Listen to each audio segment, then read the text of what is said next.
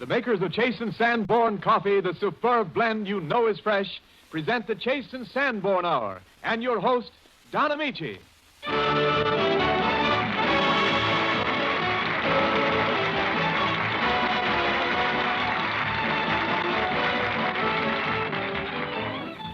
Yes, another Chase and Sanborn Hour with all your good friends answering the roll call. Nelson Eddy, Edgar Bergen, and Charlie McCarthy. Oh, Mr. Amici. What's on your mind this time, Charlie? I was just wondering, would you walk home with me tonight after the show? Why, sure. I'll be glad to, Charlie. That's swell. You're swell, Mr. Amici. Oh, that's all right. Present, too, are Dorothy Lamour, the Stroud twins, Robert Armbruster. You know, it gets awfully dark these nights, doesn't it, Mr. Amici? Well, not especially, no. Well, you know those hedges out in Beverly Hills. You never can tell who'll jump out. You know? Oh, Charlie, you're not afraid to go home, are you?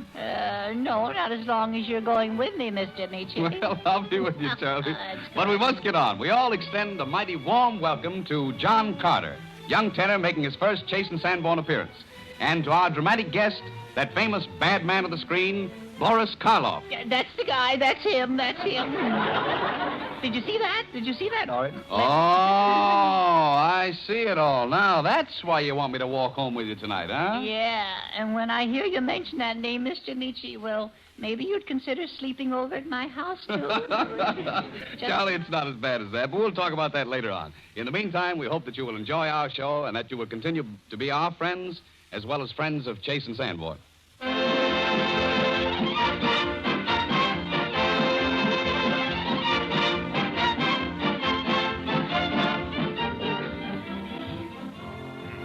Nelson Eddy gives us a musical preview of his new picture, Girl of the Golden West, with a song he sings in the colorful role of the bold but handsome bandit Ramirez as he rides the mountain trails with his loyal band. Nelson Eddy singing Soldiers of Fortune. We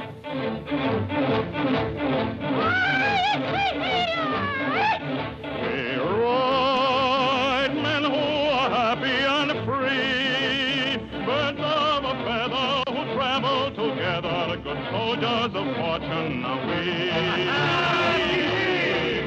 We ride, knowing united we're strong, taking your treasure, we do it with pleasure, and who's there to tell us we're wrong?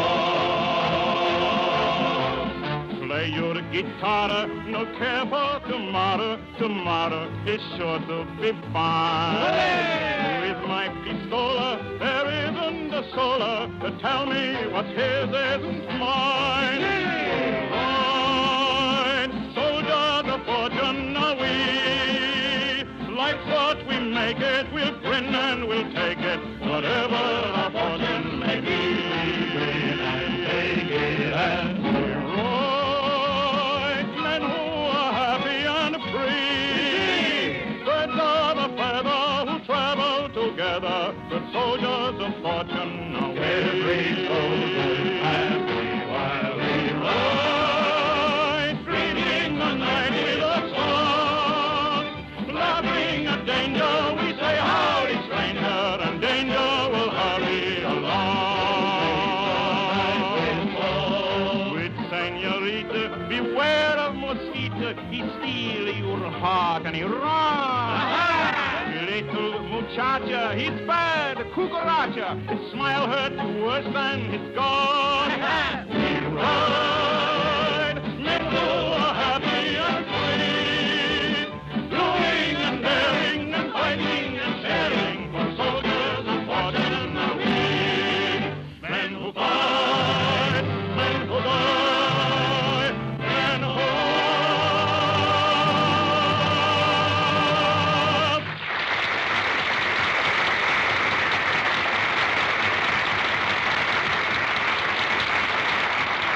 Oh, that was a good hard-riding song, all right.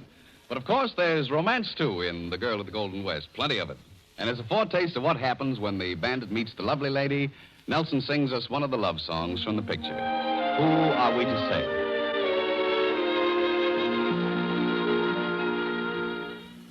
Who are we to say just what love will do? Love may live a day or all life through. Who are we to say how a rose will grow? It may fade away, or bloom and blow. You and I may plan and scheme, and everything's arranged. Then there comes a vagrant dream, and all the world is changed.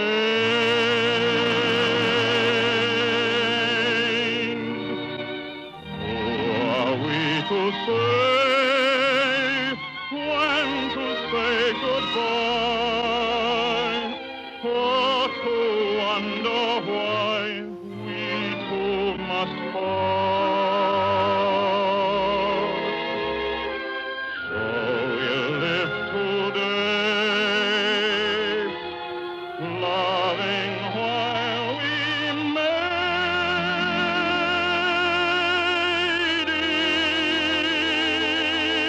dear, knowing love would say, obey your heart.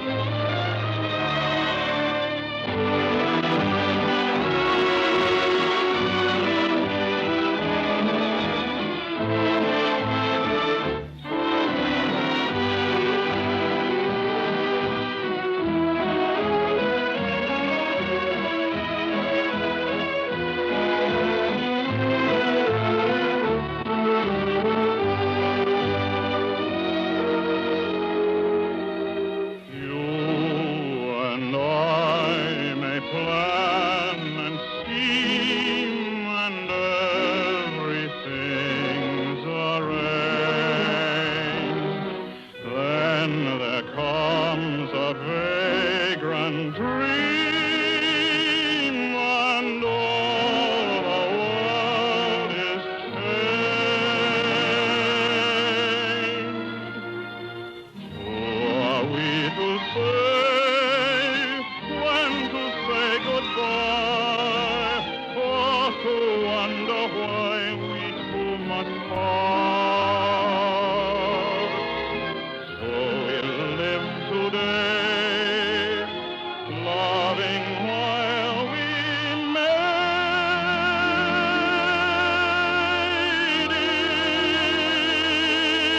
dear, knowing love would say, obey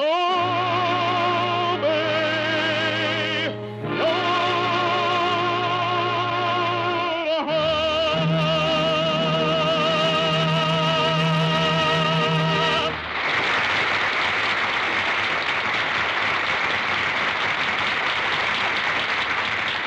Oh, thanks, Nelson. That was swell. Yes, Nelson, you certainly are in great voice tonight. Well, I'm glad to hear you say that, Edgar. To tell you the truth, this morning I was a little bit worried about a slight huskiness in my voice. Oh, yes. Did you ever meet a singer who didn't have a slight huskiness in his voice?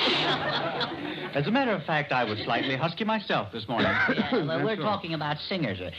Well, I've been practicing a little singing around the house, you know. Yes, indeed. He gargles around the garage and yodels in the yard. It's awful, Nelson. It's awful. Oh, what a rare gift is a voice. Fortunate indeed is the man who can express himself in song and does. Very well put. And wise is he who knows that he can't and doesn't. Well, Edgar, if there's anything I can do to help you along, I'll be only too glad to do it. Of course, I'm not a teacher. Well, Bergen isn't a singer. So you can both start from scratch. Awfully sorry. Yes, I know. Yes. Nelson, if I should take up singing... Oh, yes. Seriously, you know, what would you advise? Well, I haven't heard you sing, so I don't know what to tell you. Well, I have. I know what to tell him. Don't sing. Well, Charlie, let's assume that Edgar has a good voice. Well, I don't say I have a good voice, no. Let's say it's fair. Let's tell the truth. No. It's, That will do, Charlie. No. Edgar, what are you, a tenor, a baritone, or a bass? Well, I really don't know, Nelson. I try to sing tenor, and it seems too high, you know. It doesn't sound right. Oh. And when I try to sing bass, it's too low. It doesn't sound right. Mm-hmm. But when I sing baritone, it doesn't sound right. That makes it unanimous. well, all right, I'm not a singer. Yes. Nevertheless, I do enjoy singing. Well, now, Edgar's right, Charlie. Singing's great exercise. It develops your vocal cords and the muscles in your chest. Yes, that's what it does. My music teacher says it develops your abominable muscles, too.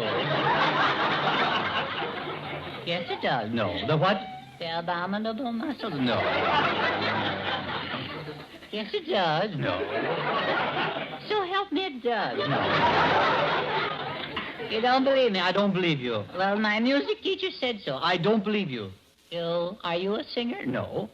You know more than the teacher, I suppose. No, I just don't believe that's true. Oh, you don't? No. Uh-huh. You don't believe me? No, I don't believe there's any such a muscle. You don't? No. Well, they're down there. They are. You gotta use them. Yes. No. Everybody's got them. No. Standard equipment. Oh.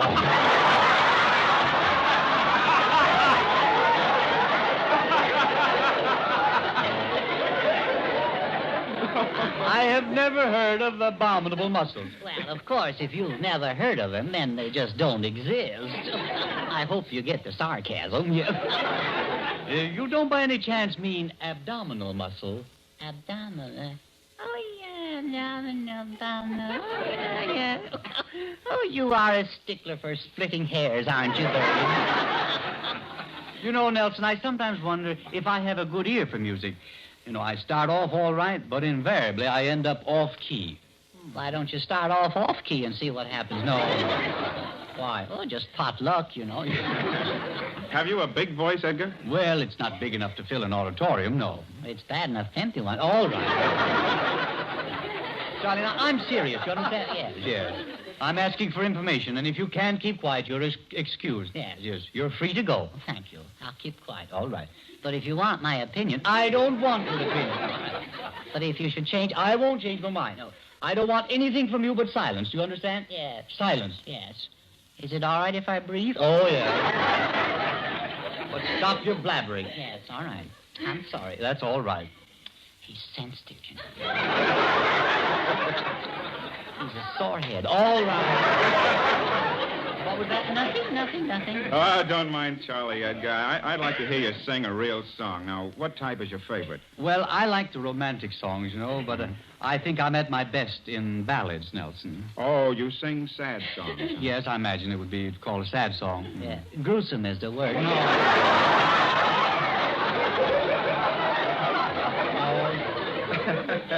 You know, Mr. Eddie Bergen sings so sad, our dog left home 3 times.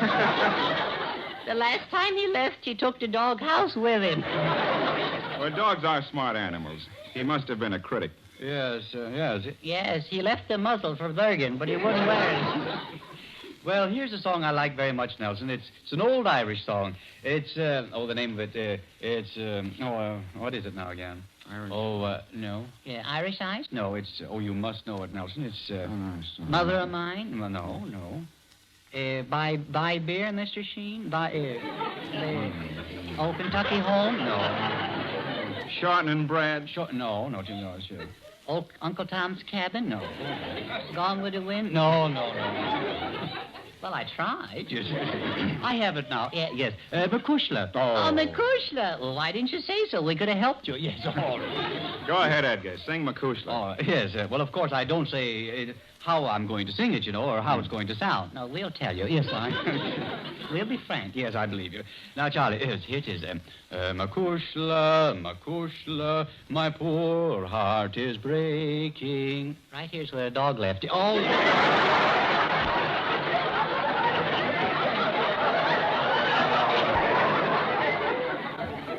Charlie, I'm making a sincere attempt to get Nelson's opinion of my voice. yes, I noticed that. Yes. And I'll be glad if you'll just keep quiet. Well, I only offered you my advice. Yes, I know. I don't want it. I don't want another word from you. I'm awfully sorry. Yes.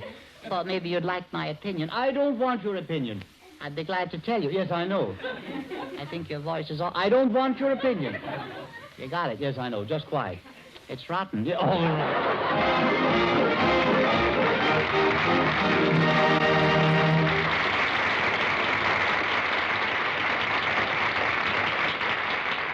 North and south, east and west, here's information you'll be glad to know. Special announcement. Here is wonderful news. By overwhelming popular demand, the closing date of our Charlie McCarthy free offer has been extended until February 28th. Yes, until February 28th. So even if you've just started using Chase and Sanborn dated coffee, you can easily get Charlie free. Remember, Charlie's over 20 inches tall, made of strong cardboard, printed in brilliant colors. He sits right on your knee, and you can move his eyes and mouth and pretend to make him talk. He'll bring fun for months to come. And he's yours free. Here's all you do. On or before February 28th, mail us 4 bag fronts showing the date from 4 1-pound bags of Chase and Sanborn dated coffee. Dated coffee, you know, is the blend that's guaranteed fresh by our unique dating and rapid delivery system. It's rushed to your grocer freshly roasted with a delivery date plainly marked on the economical dated bag. And this date assures you of truly fresh coffee. Protects you against the harsh, rancid taste of stale coffee and the dangerous effects it may have on your system. So enjoy this delicious blend you know is fresh. And don't forget, by February 28th, mail us 4 bag fronts, and we'll send you Charlie promptly and postpaid. Now, please take down our address. Chase and Sanborn, 420 Lexington Avenue. 420 Lexington Avenue, New York City. Don't miss this extra opportunity to get your full-color action likeness of Charlie free. Ask your grocer for Chase and Sanborn dated coffee tomorrow.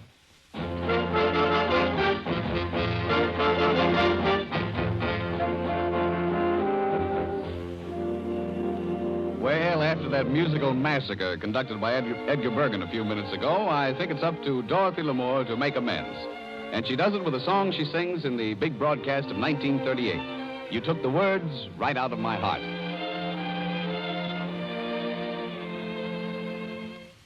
Here in the moonlight, I found my sunlight shining within your eyes. Now if you see me confused and dreamy, blame it on this surprise. You took the words right out of my heart, and it was like a bolt from the blue. You took the words right out of my heart when you said I love you. When you said I love you, I stood in a daze a while, for I felt that way too.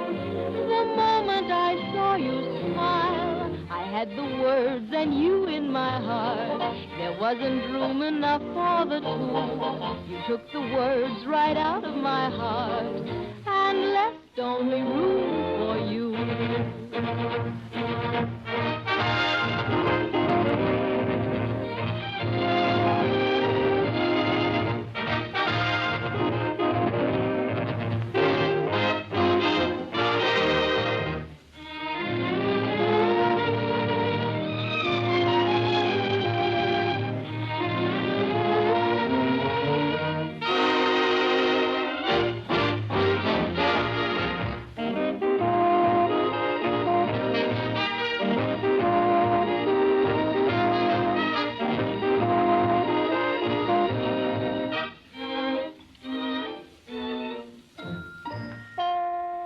Took the words right out of my heart, and it was like a bolt from the blue. You took the words right out of my heart when you said I love you. When you said I love you, I stood in a daze a while, for I felt that way too. The moment I saw you smile, I had the words and you in my heart. There wasn't room enough for the two. You took the words right out of my heart and left only room for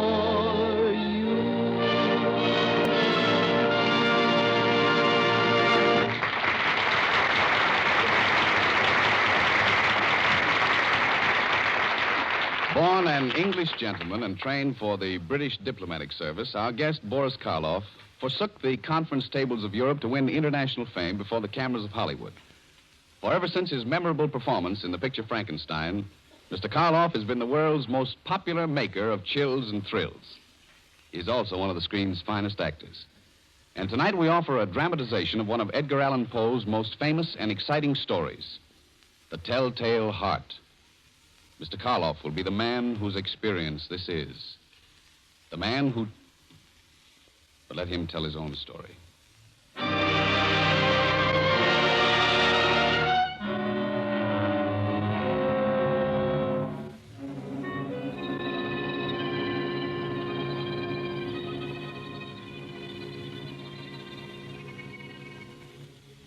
I will tell you the story, just as it happened to me.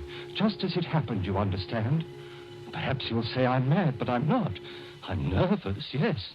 Very, very nervous. But how can you say that I'm mad? Now, just listen. Listen how calmly I can tell you the whole story. Everything that happened. I didn't hate the old man. I loved him. He never did anything to me. He never insulted me, never said anything about me. I wasn't after his money, and he had plenty of it. I don't know what it was. Yes, I think I do. It was his eye, an eye like a vulture, a pale blue eye with a film over it. It was the evil eye. Whenever I saw it, my blood ran cold. I had to destroy it. I laid my plans carefully. Every night at midnight, I opened the door of his room. Oh, so gently. I didn't want to wake him. He would have laughed to see how cunningly I thrust in a dark lantern and focused a single ray upon that vulture eye, that evil eye. Would a madman have worked so cautiously, so carefully as that? For 7 nights, I found the eye closed. But on the 8th night, as he lay in his bed, I opened the door, slowly, very slowly. But the door creaked and it waked him. I could hear him sit up in bed, but I just stood there, not making a sound. After a long while, I opened the door a little wider. Who's there? Who's there, I said? Are you frightened? What are you doing now, old man? Aren't you saying to yourself it's only the wind in the chimney you hear? You're awake. You're not dreaming. But who?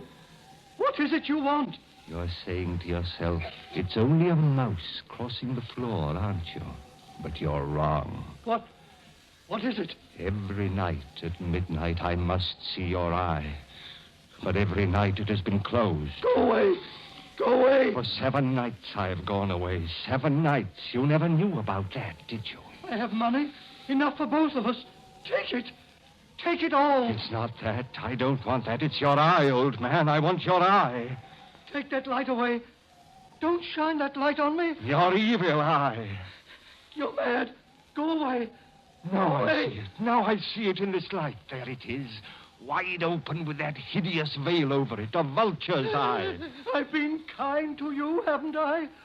Yes, yes, but I must destroy that evil eye or it will destroy me. Take that light away. You're mad, I tell you. You're mad. Mad. My mind was never clearer, nor my senses sharper in my whole life. What's that? Don't you hear that? That thumping? What is it? Wait. Shh. I have it. It's your heart. Your cursed heart. Stop it, I tell you. Stop it beating like that. Do you hear me? I said stop it or you'll wake the neighbors. Stop it. Stop it or I'll stop it for you.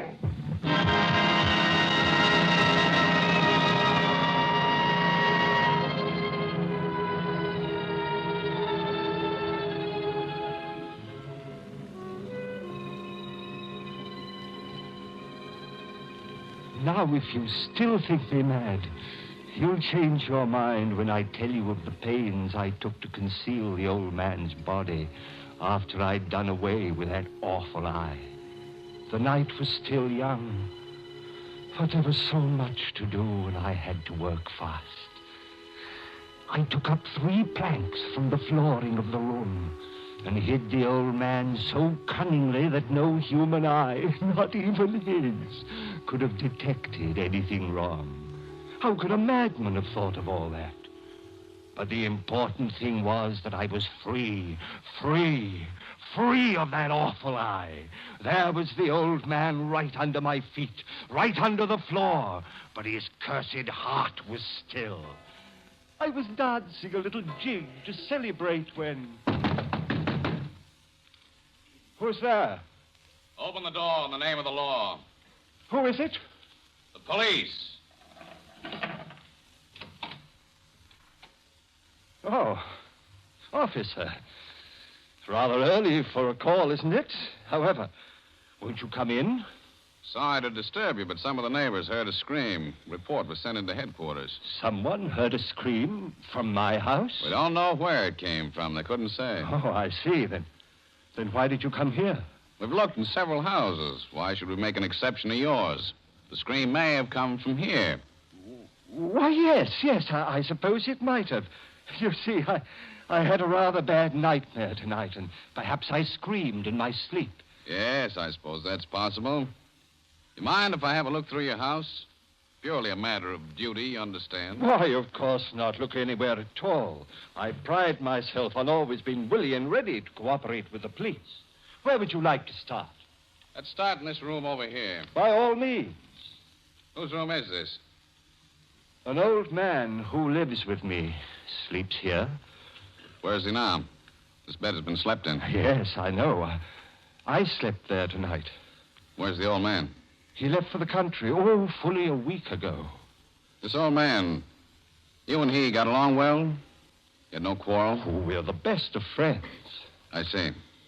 Any of his stuff here? Of course. All his money, his clothes, his jewelry, everything. You will find them all right here. Why didn't he take his belongings to the country with him?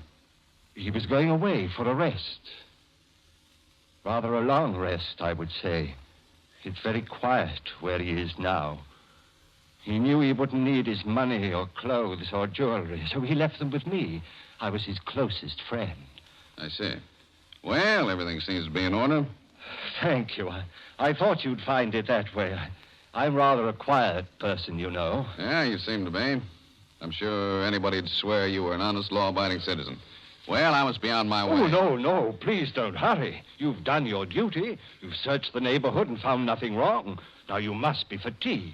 Let me give you a glass of wine. I have it right here. Oh, that's nice of you. Don't mind if I do. A glass of wine on a night like this doesn't go amiss. Here we are. Here we are. Ah, it's fine. Sit down, officer. Thanks. No, not there. Let me place your chair for you. Oh. There. You like the wine? Oh, that's excellent wine, sir. Oh, by the way, merely as a matter of curiosity, where was the old man when you saw him last? Oddly enough, right where you're sitting. Say, you feeling all right? You look pale. I'm all right. Can't sit still, can you, sir? What's the matter, nerves trouble you? Well, I do have rather jumpy nerves. Do you find the wine good? Oh, yes, indeed. It's excellent wine. About the best port I've ever had. Pardon me, officer. Do you hear anything? Oh, I thought I heard a shutter banging a minute ago. No, not that. I guess it's just my ears, a sort of throbbing. No, I didn't notice anything. Say, this wine... Oh, yes, the wine. I take particular pains with my cellar. I always try to... Wait. Are you sure you don't hear that? Well, not a thing. Maybe it's the wind. It's very windy outside. Yes, perhaps that's what it is, the wind. You know, I always think... I hear it, I tell you, don't you? I don't hear anything. Now sit down or you'll upset your nerves. And don't talk so loud. I can hear you perfectly. It's quiet in here. Why are you smiling? Smiling at me. I hear something. You don't hear it, you say? I'm not smiling. It's your imagination, I think. My imagination. It's not, I tell you. Here, I know where it is. It's here, right in this room. I can hear it throbbing. Ah, here. Smashing that chair won't help, sir. It will! It will, I tell you! I stopped it once, I stopped it, I tell you, and I'll stop it again! But I can't hear a thing. No throbbing, nothing. There it is! It's louder! Louder! Laugh! Go ahead! Smile! Smile at me! But I can hear it! Listen! Louder! It's getting louder! Perhaps, sir, you'd better tell me now. I did it! I did it! I can't stop it! Tear up the planks! It's hot! Right there, I tell you. Go ahead! Tear up the planks, then you'll hear it. You'll hear it, too. It is hot! It's hot, I tell you! It's the beating of his accursed heart! The heart that won't be still!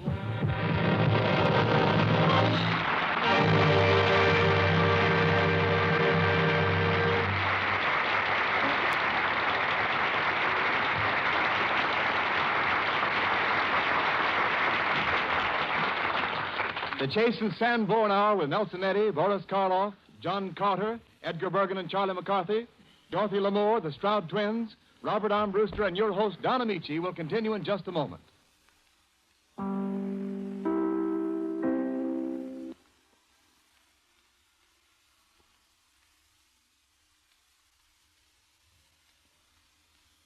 This is Don Amici in the Chase and Sanborn Hour with Nelson Eddy singing one of the most famous of modern Negro songs, Jacques Wolfe's familiar Shortening Bread.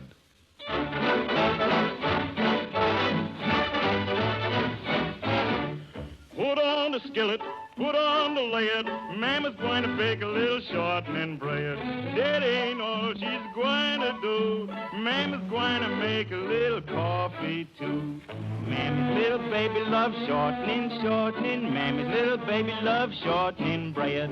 Mammy's little baby loves shortening, shortening. Mammy's little baby loves shortening bread.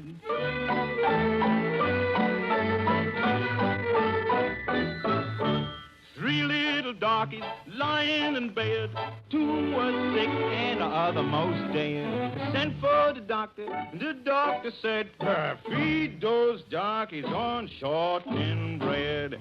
Mammy's little baby loves shortening, shortening. Mammy's little baby loves shortening bread. Mammy's little baby loves shortening, shortening. Mammy's little baby loves shortening bread.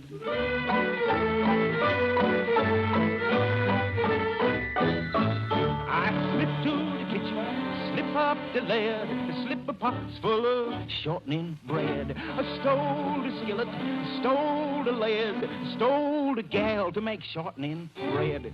Mammy's little baby loves shortening, shortening. Mammy's little baby loves shortening bread. Mammy's little baby loves shortening, shortening. Mammy's little baby loves shortening bread. They caught me with the skillet, caught me with the lid, caught me with the gal making shortening bread. Paid $6 for the skillet, paid $6 for the lead. Spent 6 months in jail eating shortening bread. Mammy's little baby loves shortening, shortening. Mammy's little baby loves shortening bread. Mammy's little baby loves shortening, shortening. Mammy's little baby loves shortening bread. Yeah.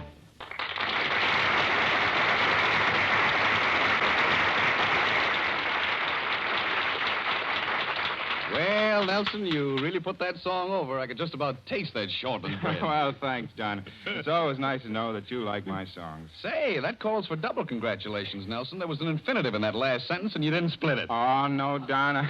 I'm happy to say that the talk we had with Clarence Stroud last week straightened me out and took me off the road to ruin. Yeah? No longer am I an insplenative fitter. I'm a new man. What do you think of that, Clarence? Nels, old sock, you're a wow. And what was that? It was my intention to imply that you are a humdinger, a ball of flame, a lollapalooza. What a pahooza? A lollapalooza is a person who incarnates such outstanding attributes that the casual bystander is inspired to look upon him with admiration, or in the vernacular, to take somewhat of a gander at him. Isn't that a true analysis? Yes, it is. But what causes those funny words to come out of you? Well, Nelson, in the past, you have laughed at my fluent use of polysyllables. Now I resort to the vulgate or slang. You are a reformed infinitive splitter. I am a reformed rhetorician. Two little boys from reform school. This is serious, Claude. Gentlemen, in the future, polysyllables and I are not that way about each other. From now on, I'm just a mub. One of the mob. Babyface Clarence goes to town. Yes, unconscious, I am going to town. I'll help you pack. Pipe down, fraternal anathema, or I shall be constrained to slug you one right in the snoot. Why, Clarence Stroud. Unless your objections are irrevocable, palsy walsy, that Clarence business is out. Just call me Chuck. Chuck him out of here. All right, Chuck. What'll we call Claude? You can call him Cluck. That's all right. I like that. You know, Cluck, I think Chuck's running a temperature. He's certainly full of hot air. I assure you, twerps, that I am normal and in complete possession of my faculties. What's more, I have not fallen on my conch, noggin, or coconut. How am I doing, Nelson? Just call me Slug.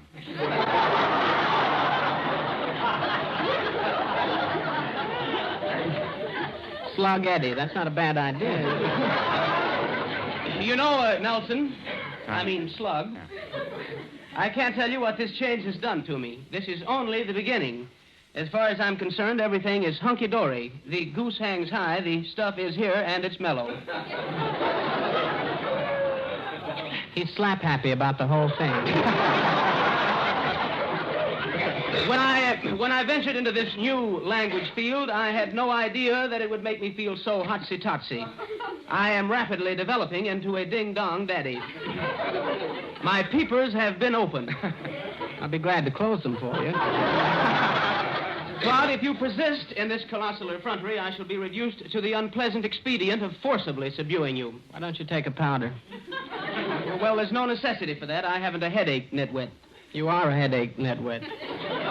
You're both headaches, nitwits, and I'm the one who's going to take the powder. Nelson, I know just how you feel. I have been engaged in an attempt to be a regular guy, but it seems my efforts have been in vain. I can continue this hollow mockery no longer. Don't take it on a lamb, Chuck. Stick around. You're doing swell. You're great guns. Your slang is tops. Well, thanks, Nelson, old boy. Old bean. Old brick wall. Your praise has given me renewed determination. I am fully determined to truck on down. I shall take the dictionary over the ropes and swing it. You'll probably swing for it.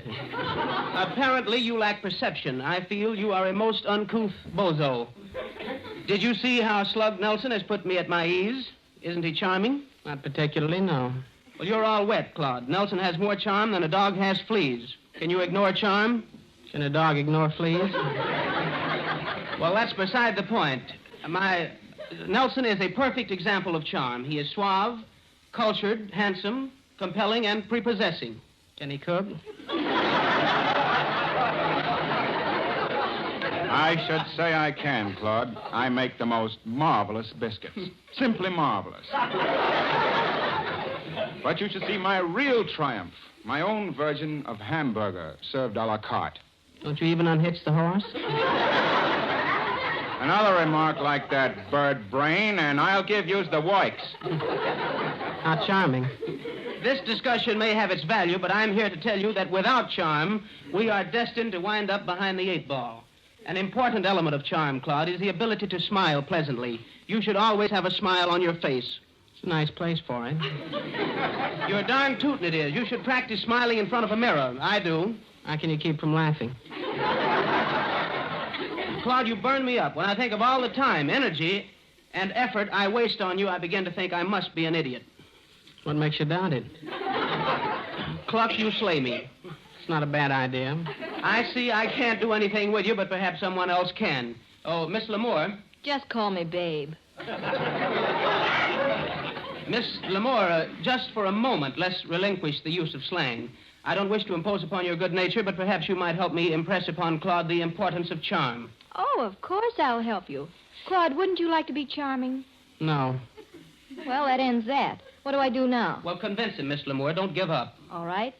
Claude, do you know Sir Walter Raleigh? No, but I'm willing to meet him, babe. Claude, dear, Sir Walter Raleigh was of another age. He was the height of charm. He spread his cloak in the mud, and when he did that, he made the Queen of England very happy. Was she a dry cleaner? Of course not. Sir Walter Raleigh saved the Queen's dainty little feet from becoming all covered with mud. Did you ever spread your coat in the mud for a lady? Well, I did that once, yeah. You did it, and you kept it to yourself. That certainly is modest. When did it happen, Claude? Well, I got off a bus, and there was a girl behind me, and I spread my coat in the mud. That's really charming. No, it wasn't. I was in it. Claude, there is nothing fitting in the English language to tell you how I feel at this moment. The only way I can express it, begging everybody's pardon, is in slang. You're just a dead pigeon. Stop giving me the bird, will you? I shall make a last attempt to be myself. I hope you fail. I shall appeal to Don for assistance. Oh, Don. Just call me Lug. When I started this reformation, little did I know what paths it would lead me to. I can only say that I am remorseful, regretful, and chastened. I've bitten off more than I can chew. Maybe you need a new set of teeth. I implore you, Don, to assist me to show Claude the value of charm. Could you help me? All right, Clarence, I'll try. I can't see you suffer this way. It hurts me. Claude, a man with charm should know how to order a meal properly in a restaurant. Can you do that? Bring me a menu. Oh, I see. You really want to do the thing right. Okay. This is the Continental Cafe, and I am the head waiter. You are the patron. Good evening, Mr. Stroud. Hello, Log. Please, Claude, let's keep the slang out of it. Remember where you are. You are in a very fine restaurant. How did you get in?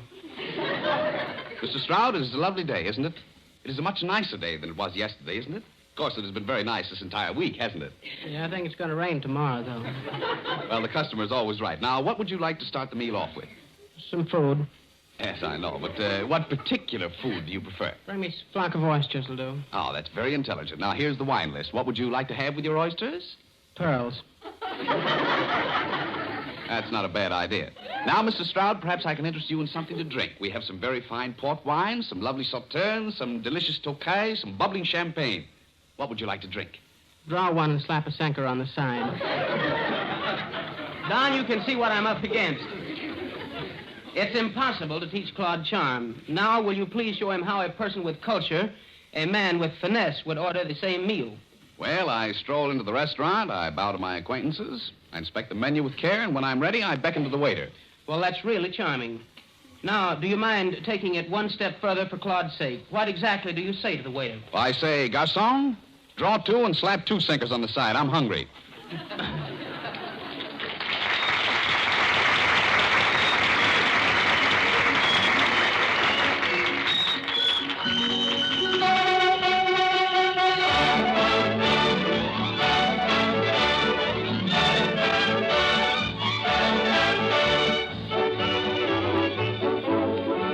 Brewster and the Chase and Sanborn Orchestra give us their version of The Three Blind Mice.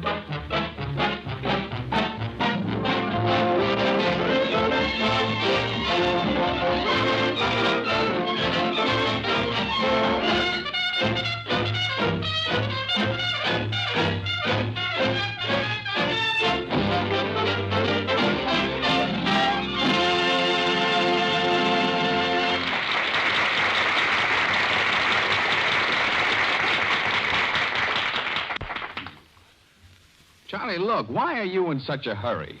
Well, now. Why are you in such a hurry? Where are you going? Well, I'd like to get an early start. Oh, stick around. You haven't met Mr. Karloff yet. That's what I say. Let's get out of here early. Oh, but you must meet Mr. Karloff and hear some of his hair-raising stories. Yeah, no, I don't think so. I'd rather not. Bergen, he might be interested in hair-raisings.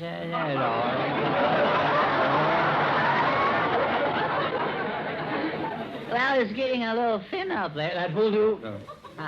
He's sensitive about that, too. Yeah. Yes. No. In any case, Charlie, you can't go without saying hello to Mr. Karloff. No. No, he expressed a desire to meet you. Oh, yeah? Well, keep the doors open, wide open. Charlie, you're not really afraid of Mr. Karloff, are you? No. But you've got to admit he's no Santa Claus. No. Charlie, did I hear you say you were going home? Oh, boy. How do you do, Mr. Karloff? How do you do, Mr. Bergen? Charlie, won't you say hello to Mr. Karloff? Hello. Well, good night. No. Don't run away. I want to talk to you. Well, I really should go home. I got a lot of homework to do.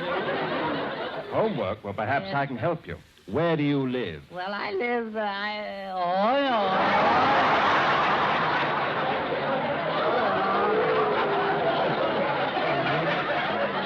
I moved there.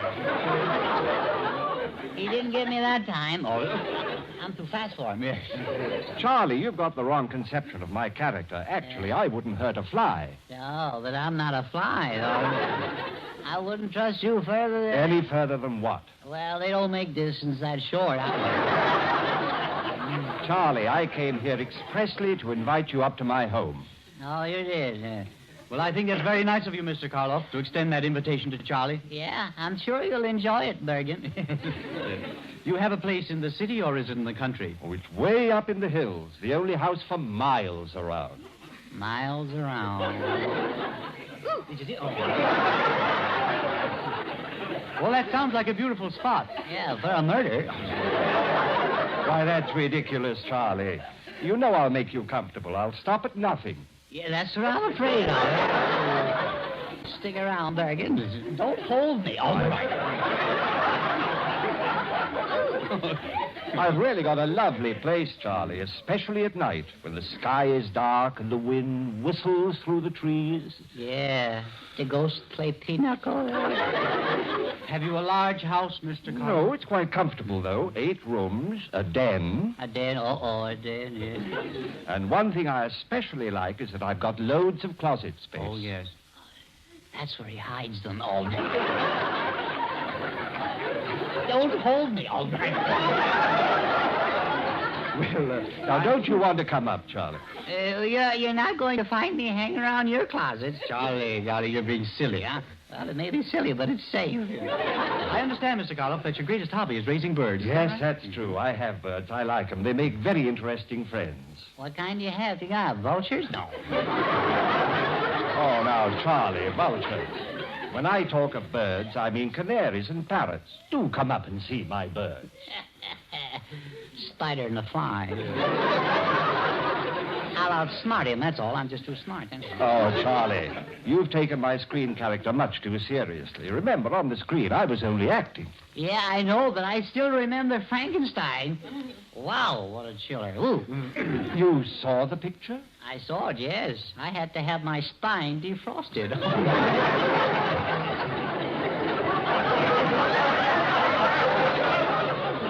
I've often wondered how it turned out. Didn't you see it? Well, no. I went into the picture, and after the first reel, I rushed out of the theater. I was too frightened. Do you mean to say you couldn't stay for the finish? That's right. But, Charlie, now, don't say anything to anybody. Let's keep this confidential. Yes. I'm somewhat ashamed of myself for being so easily frightened. Is that so? Why, do you know that while the picture was being made... Now, Charlie, don't say a word about this to anybody, will you? No, you know me. I don't talk. There were 2 assistant directors standing by me all the time saying, now, remember, Karloff, it's only a picture. It isn't true. It's only a picture. I'm so nervous about these things. Is that the way you really are? Yes, Charlie, that's the way I really am. Wait till I tell the gang about this.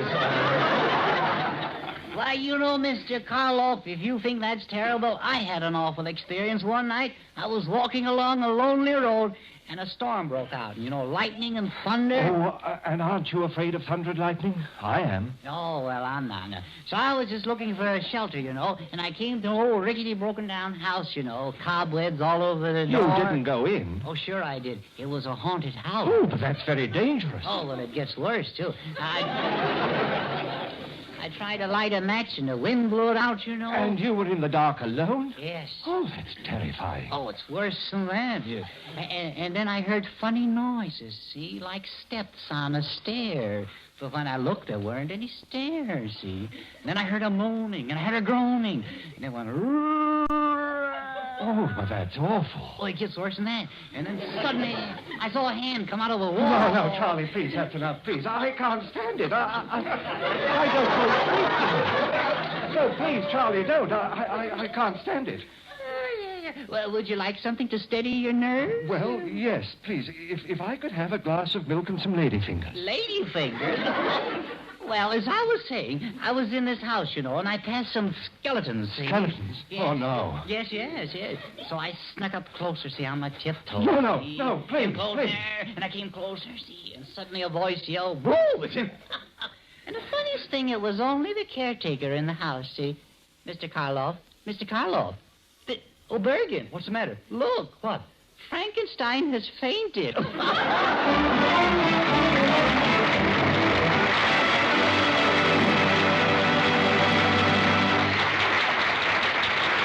Here, briefly, is something of special interest to everyone who enjoys this program. Please remember this. Even if you just started using Chase and Sanborn dated coffee, you still have time to get a big action likeness of Charlie McCarthy free. Because of a deluge of requests from all parts of the country, the final closing date has been extended to February 28th. So don't miss this chance to get Charlie free.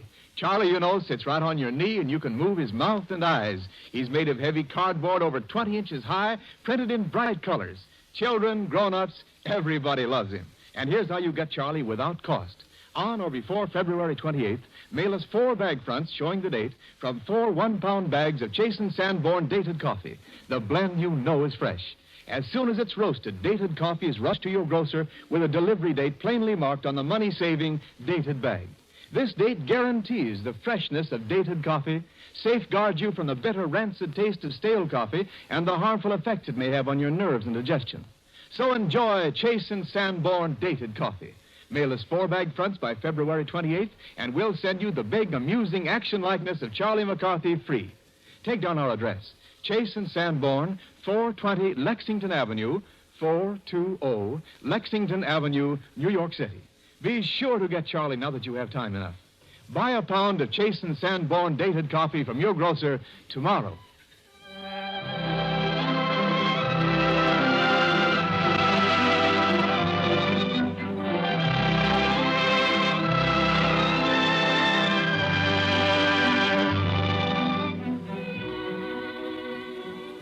Nelson, we all want to wish you the very best of luck for your concert tour this year. We're going to miss you while you're making these appearances, but we can't begrudge audiences a chance to see you in person as well as hear you. We'll certainly be glad to see you back as soon as your tour is completed. And believe me, we're all going to be on hand for your first concert here in Los Angeles next Wednesday. Well, that's great, Don. There's only one thing I want to ask. If you bring Charlie McCarthy down, don't put him in the front row. He's liable to break me up in the middle of a vibrato. Well, we can't promise you we won't bring Charlie. That wouldn't be right. But we'll fix it with Edgar so that Charlie doesn't heckle you while you're singing. Well, I can't ask for any more than that. Thanks. And now, Elson, how about John Carter? Don, that's a pleasure. Before John Carter and I sing a duet together, I'd like to tell you something about him. He's only 26 years old, a native New Yorker, and I have a hunch, and a mighty strong one, that you'll agree with me that John is a young tenor who's going places and going fast. Well, Nelson, if anybody should know, it's you. And, John, we're all backing Nelson's hunch and rooting for you. Thanks, Don. And thank you, too, Nelson. And believe me, I'm certainly glad it's a duet and that you're singing it with me. Nelson Eddy and John Carter singing Verdi's In This Solemn Hour, Solemne Questora. Solenne in quest'ora giurarmi dovete, far pago il mio voto. Lo giuro,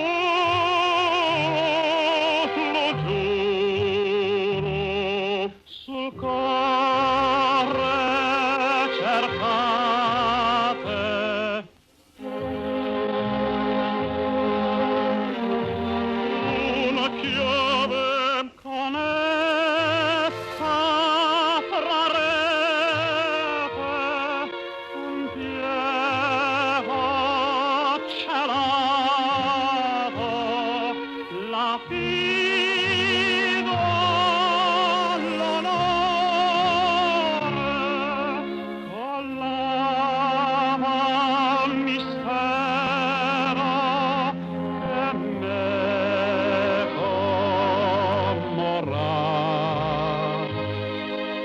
bruci me sento, lo giuro, solo ormai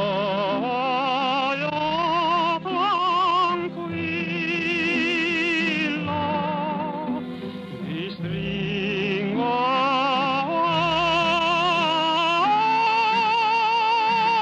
al cor mio, amico fidote, fidote amico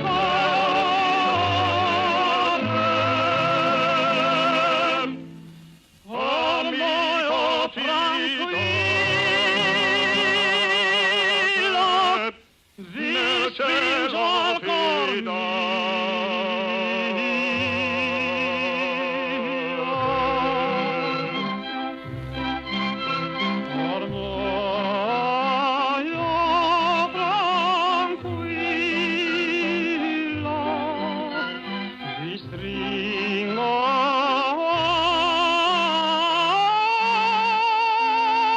al cor mio, amico fidote, fidote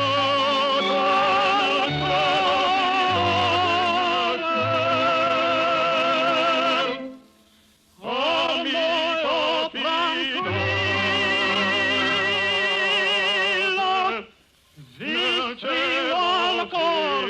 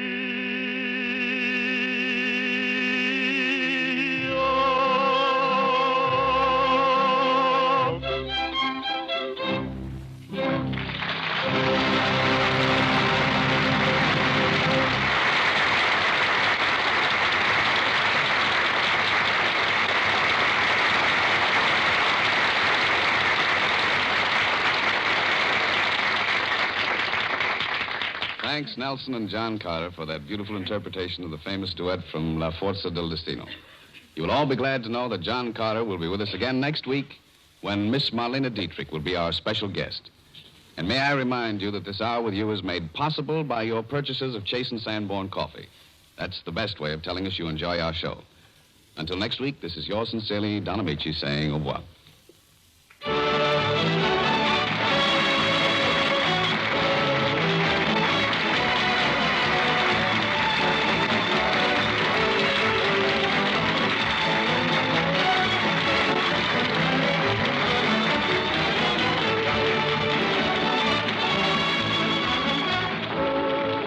This is Wendell Niles speaking for the makers of Chase and Sanborn Coffee.